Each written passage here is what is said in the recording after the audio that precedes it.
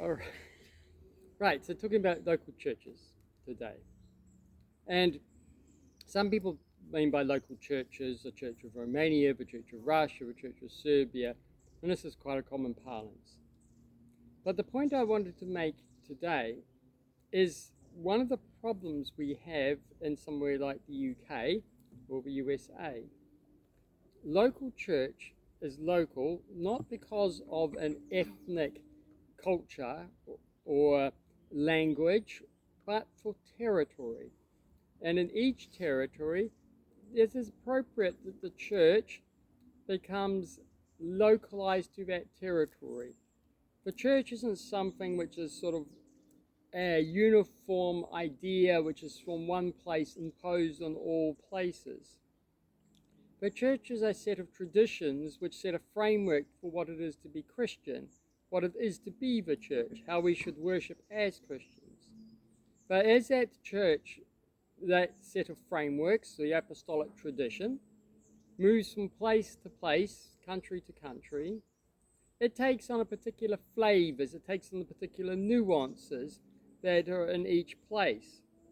And so these nuances are expressed by the way that the priest dresses, which is one reason I have a particularly English hat on my head today, much to the annoyance of my Eastern faithful. But to point out that the hat is a cut that depends on the national thing. The way the women cover their heads, the scarves that they use on their heads can vary from nation to nation. You'll see that the Russians and the Greeks each have a slightly different style of hat which they put in their head, and in the West they have their own cuts and styles of hat. So we must be careful not to confuse this cut and style with a particular denomination. We don't actually have an Orthodox Church one head style which is all for all nations because we are Orthodox. This is a prescribed head style for all Orthodox Christians in all nations. No, we don't have such a thing because the apostolic tradition doesn't prescribe any particular cut of a hat. We can have a sort of round hats, we can have brimmed hats, we can have hats. Now, we could say that in all places there is a custom for priests when they're outside the liturgy to put a hat on their head of some form, and we could say that women should cover their heads at all times, and so the style of a scarf, whether it have flowers, no flowers, whether it's folded this way or folded that way, or this length, that length, that doesn't matter. That is a cultural thing that comes from each place. And this is important, that the gospel of the church isn't a regimented, prescribed thing in all details in all places. Why so? Because God, while He is our Lord and Christ is our Lord, and the apostolic tradition is from Christ Himself, is teaching His commandments, which we must obey in all places, He wants us to rule with Him. And the rule with Him means that in each local area, the bishops together can prescribe certain customs or certain styles which are peculiar to each place. That is man ruling with God. So within the tradition, which is not prescribed in terrible detail, though in some things it's quite specific, there is a lot of scope for variation that the local place can reflect its local character. Now, part also of that is when we are united to Christ as individuals, God does not seek us to destroy our ego, our individuality, not like some Buddhist idea where you lose your ego to merge into the one in an absolute sense. In the Christian sense, we remain each our own individual, we own character, our own peculiarities into eternity. God preserves us. And it's because of the nature of the Trinity, our union of the Trinity, allows our individuality to be preserved. But it's not just our individuality. Our human identity is not just about our individual identity. It is about a family identity. It is about a village identity. It's about a regional identity. It's about a culture, ethnic identity. It is an identity that has multiple layers. And in the past, in modern days, we have forgotten this. We all dress the same way all over the world, and we think we've got variety, but we've just got a lot of individual variety. But what we've lost is the layered variety which you get in the past. In the past, you go to different villages. The women would dress in different costumes, and the men would dress in different costumes from village to village, from country to country. And this is also part of a variety of humanity, but it's part of our collegiality, part of our community, that we're not just individuals, but we are part of families, we are part of tribes, we are part of wider groupings. And it's appropriate that we have a connection to these groupings. God is not to destroy our families, He's not to destroy the nations. He wants all nations to be united in Him, but He's not to come to destroy nations. He's not to come to destroy national distinctions and differences. He wants to preserve those in unity in the tradition of the church. So this is how the gospel spread. So this is why in each place you go, you see the gospel has a slightly different flavour. Though there is a common traditions or way we dress in vestments as presbyters, for example, we have the Phalonian or the Chasubles and the Albans. It's common for every place. But sometimes the cut is slightly different. The Russians will have a slightly higher back. In the West, they had them long at the front and cut shorter at the sides. In the East, they cut them shorter at the front. The Russians cut them shorter, the Greeks have them slightly longer. This is all okay. Now, there's a certain level where perhaps the vestment has been disfigured so much that it's no longer what the original vestment is. But generally, there's a scope for variation in the cut and from place to place. And that's fine. If you go to Russia, you wear the Russian style. If you go to Romania, you wear a Romanian style. And you go to Greece, you wear a Greek style. And then the hats that people wear, you go to Romania, you wear a Romanian style hat. You go to Greece, you wear a Greek style. If you go to Russia, you wear a Russian style. Each of these is local, and it represents a local culture. So this is a localization church, and that grounds the church into our culture, into our society. It makes it the church becomes full part of our life, but it's not there to destroy our culture and our things. So because it becomes fully part of it, our culture it becomes reflected in our culture and the way we dress, the language we use, things like that. It becomes expressed through these things. Bringing a common aspect of it, which is true to all nations, like the priests will wear a Phalonian and stuff, which is a Roman thing actually, Roman clothing, but because of the empire and the church takes this as part of its tradition, the Roman clothing, as identity for the priesthood, and it's used by all nations. So we don't go in suit and tie to be priests nowadays. We don't sort of dress up in Hindu clothing, even if we're in India. We still wear the Roman style clothing of their senatorial classes, etc., as our priestly vestments, but we do so according to the cut and place of each place. But we still do this because this is becoming enculturated into our tradition. This is common to the priesthood. But the cut, the form, the style, the colours, the particular way we draw a cross on it, etc., this can vary from place to place.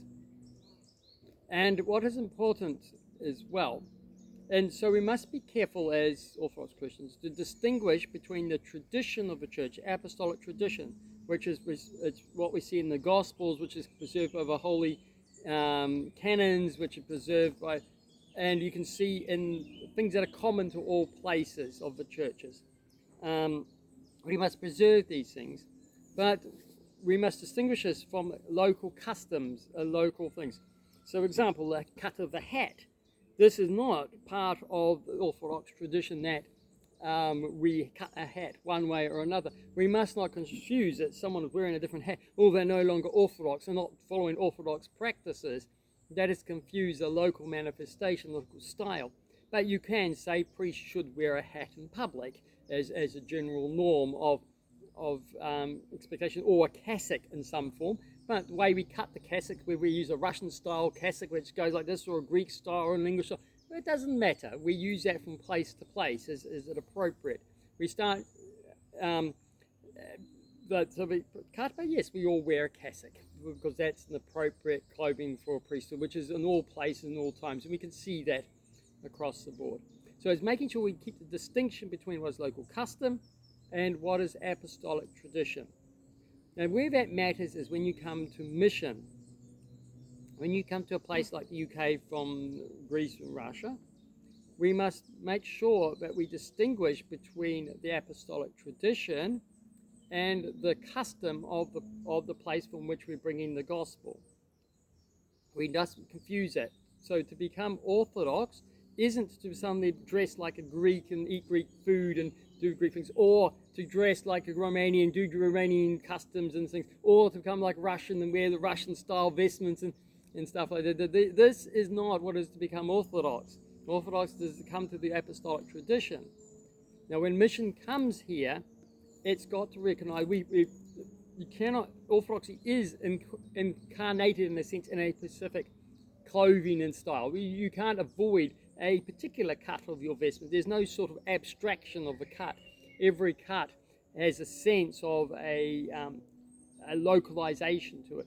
So when mission comes to any place, it should come from one source. And naturally, it will come with a particular cut, a particular style, a particular way of doing things, which is part of the cultural expression. But initially, to become Orthodox, it's hard to pull these things apart. And so for initially, the mission comes, it will come in that clothing. But in time, we're talking a couple of centuries and stuff, not years, we're talking centuries, this received thing should eventually become localized. And this is established by having local bishops, bishops of the land, bishops who are locals made in place, who form a local synod of that territory. No longer ruled by bishops from overseas, but bishops who grew up in this land. And they, having been grounded in the faith, stably in the faith over, this is why it takes sometimes centuries, should be given authority and freedom to localize their own style of clothing, their own style of some musical styles and stuff, and maybe even slight stylistic forms of iconography. Some of these things vary from place to place, and it needs to become localized in each place, picking up on its own cultural influences, its own heritage of art, clothing, and things like this. And this is where the church truly comes embedded. So one of the things that missions need to do is come in and share the holy tradition, and they need to, as soon as practical, start bringing local bishops, local clergy, local bishops, establishing a local synod, so that in time that the church can start becoming local. It's no good for priests and bishops from overseas to come across and look after missions as a foreign extension of their own local church and their own local practice and stuff. This is denying the locality of the people in their own place. It is like a cultural imperialism. It's trying to force the people not to be English Orthodox, but to become Greeks or Russians or Serbians, etc. Because they're having to dress and behave like Serbians, Greeks or Russians or whatever their culture is.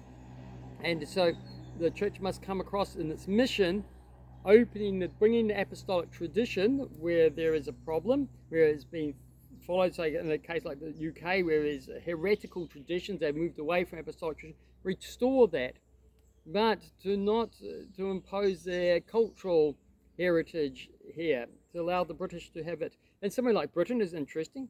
It has already received a Christian culture, a Christianized culture from centuries before, which it received, and it has its own customs, etc. And where those customs and cultural things are all good, there's nothing wrong with them, and the way they cut the vestments, they put on a silly, funny-looking hats or something like this. We don't throw these out as long as the priest is following the apostolic tradition, and it's good to revive them because this is already part of the culture of a place there. And so, and even the liturgical rites which a father has brought and enculturated here, these should be maintained and revived again, but making sure that they're done in the harmony of the Orthodox way of faith. And some of the difficulties is sometimes there's some certain habits that come from the heretical ideas, etc., which need to be pruned out of these things. So this needs to be done with care.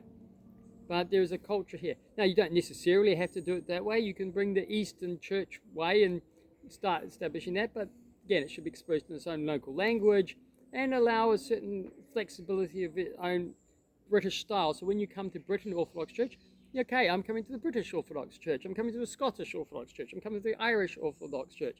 In its own way. It's just like we have the Romanian style and the Bulgarian style, the Serbian style and the Greek style. Each has its own flavor. One of the important parts of the church too is local saints.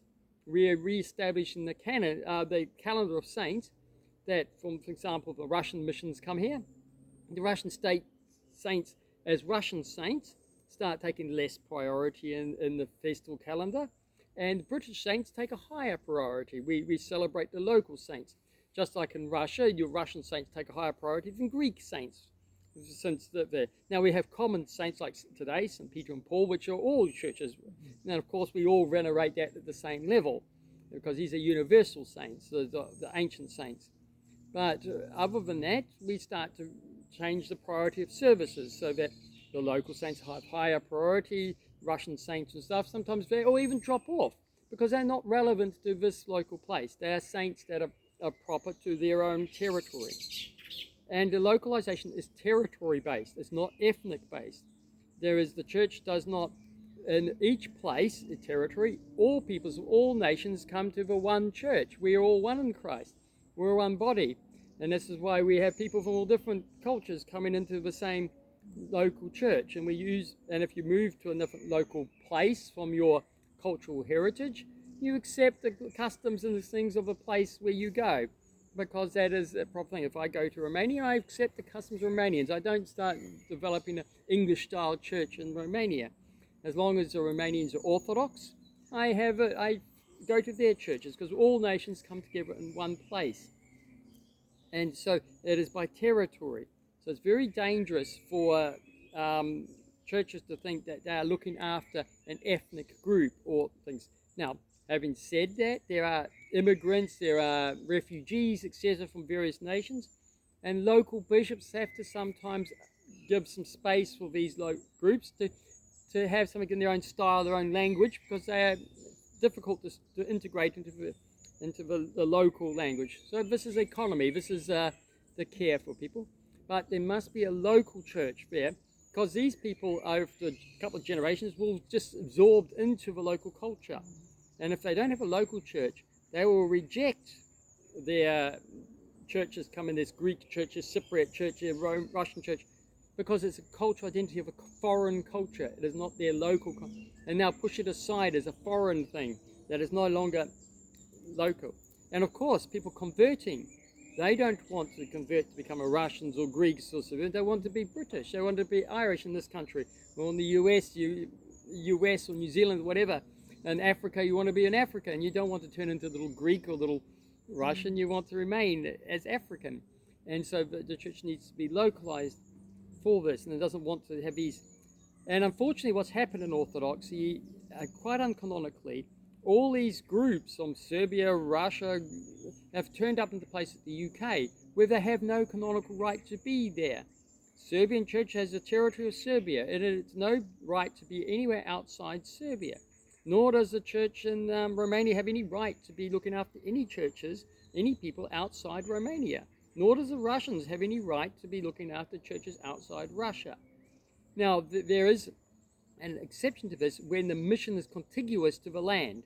So Russia pushes towards pagan lands, to its borders, like across Siberia, into northern China, into Japan, into Alaska. This is appropriate because it's extending the church contiguous to its border, and there's no jurisdiction there.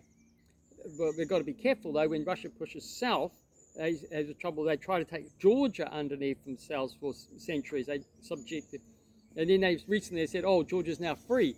Well, Georgia was actually a mission church of Antioch, which is the right patriarch for the East.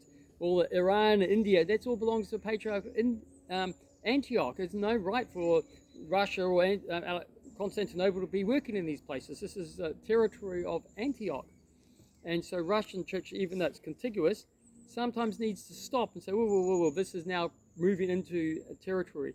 And that the Antiochians had given Georgia autocephalous free status to rule itself without having to, which means that their Catholicos, their head, doesn't have to be approved or ordained by the Patriarch of Antioch. This is what it means. They're still in communion. They're not separate.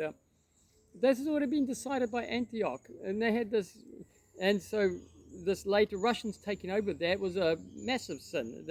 They had no right to be subjugating another territory outside this jurisdiction. So, but this is problem of power of empires and stuff. Sometimes they start snatching things beyond themselves. But we must remember we have a limit to our territory, and we need to stop. Sometimes, like in the Balkans, for example, there's missions from the west and from Constantinople, from Rome and Constantinople, both from the same place. In this case, you allow the people to decide. We want you to have you for our patriarch or you for our patriarch. Sometimes it even has justification to be there, so the people can decide, as they did. They said we would choose Constantinople for our patriarch, and so be it. Constantinople becomes appropriate. Now, having said that, the sees of Rome, or New Rome, Constantinople, have a slightly wider jurisdiction. They're not fixed to their localities in the same way as the other one. This allows them to help coordinate missions beyond the territories of other churches. So everyone else is stuck to their territory, but for going, and it's contiguous. But for things beyond these, the fathers directed Constantinople or Rome sort of took overall management. So you see the Rome, the Pope of Rome, Gregory, looking after re-missionizing Britain again, or Scandinavia. It would be controlled from the center there, which is important because it means that the mission becomes more about apostolic tradition, the common tradition in all places, than, oh, this is a Serbian style of orthodoxy which you're bringing to all places, etc., or this is an Irish style of Christianity which you're bringing, which happens. We can't avoid that. But if it comes from the central sees, it means there's a more commonality to it. And you'll see in the history of a church that the central sees of Constantinople and Rome set almost liturgical standards as well. So you'll see in the East, all the churches, even Antioch and Alexandria, which are our own patriarchs of high honor, eventually started to copy the liturgical traditions of Constantinople. Even if Constantinople itself had developed its liturgical traditions, drawing on things that happened in Jerusalem and etc., eventually these other sees, but they did that freely. Constantinople did not impose itself on these churches. It just said, this is the way we do it, and these other ones started to copy. It helped when the Muslims came across, and the patriarchs Antioch and Alexandria ended up in Constantinople. They probably picked up these ways and brought it back. It was part of the influence of it. But nevertheless, having studied the history of Jerusalem, they basically freely accepted the way of Constantinople and replaced it. That's fine. If the churches freely copy one of the sees, and in the West, you get all the churches in the West basically follow Rome. So the canon of a church uses a Roman canon, but each has a local flavor.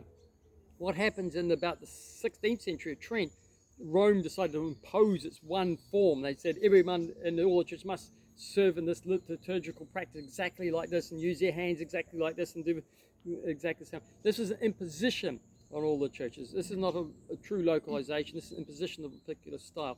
That wasn't what happened before. The other churches looked to Rome as a guide, but each style was localized in its own region. Each had its own saints, each had its own style of doing the liturgy, its own little quirks, its own little hymns that uses here and there, which is perfectly appropriate.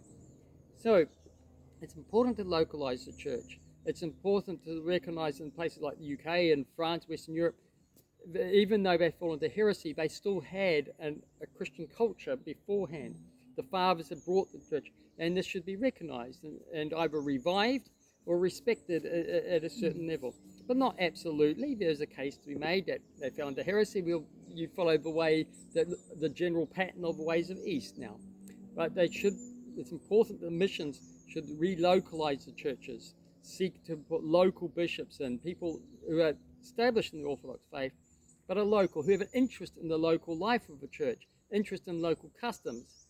For people coming from overseas, they're interested in their own local customs. They have no emotional mindset, instinct to think about the customs, the way of speaking, the way of little ways of prayers and stuff, the use of language, the way of dressing and stuff that is appropriate to a local place. They just think in their own cultural framework. And it's very hard to get out of that. But you need to be able to bring a leadership who has that connection. And also that leadership has more interest in connecting, because the church can speak to the government, etc., in an official capacity. They have to have people who are interested, understand the local culture of a way to speak to the government, to give a voice for the church. They have an interest in the land, what's going on, to speak to the government, to criticize them. Hey, what are you doing with this law and that law? Again, if bishops are not themselves local here, they have no connection, they have no feeling, they have no sense of this. They may learn that a little bit, but it's not the same as someone who's grown up in that culture. And this is another important part. And very important too in the mission is that there should be one church that is doing the mission in a place, so we don't get confusion of cultures coming in. And this is unfortunately what happens in the UK and the US. You get Russians and Serbians and Bulgarians and everybody, Romanians, each has their own culture. This is very bad, because it makes local people think that the Orthodox Church is different. There's different Orthodox churches. Or it makes people say, I prefer this cultural way of doing it to this culture, and you start getting division amongst the local population. You start getting people converting to Orthodoxy for the sake of its culture, not for the apostolic doctrine. Oh, I like Russian choirs, I'm going to come to the Russian aesthetic. Oh, I like the Romanian way of doing this. Whoa. We're not converting to Orthodoxy for its aesthetic, its cultural things. We're coming to the faith of the apostolic tradition. This is another problem. And one of the worst problems is that if the bishop's coming to look in these forms, then there is no reason to localize the culture. You become Orthodox, you become a Russian Orthodox, you become a Romanian Orthodox, and no one has an incentive to become the local. Which one should have priority? Which one should become this? Where are the bishops all together as one, speaking as one church in this land? No, we've got different churches from bishops from all over the place, and there's no accountability between them. And so we get canonical chaos going on. The priest moves from here to here, doesn't like this. There's no commonality of this priest is the frock, this priest is, no, I'll take you, it's chaos. And as I said, it doesn't give room for proper localization of the church. And that means the local people are always having to be foreigners in their own land, in their own church, because they can't divorce their orthodoxy from their cultural things. So Russians say, we're not the Greeks, we're not the Greeks because we have the Russian thing, we're not Romanians. This is not helpful for the mission. So hopefully the bishops will one day sort themselves out and remove this sort of localization of foreign localization from the UK and allow it to develop its own. Yes, it may draw on one source or another as its formal base. But we've got to remember, we are not in Russia or Greece, etc., and we shouldn't be trying to think, oh, I want to have a Russian style, or I want to have a Greek style, or whatever. Whichever the principal one, we follow their style. If their style is not according to the traditions of the church for some reason or another, okay, we can repent from it, move away from it to our own local thing. But we just accept that there's a way it's done in this place.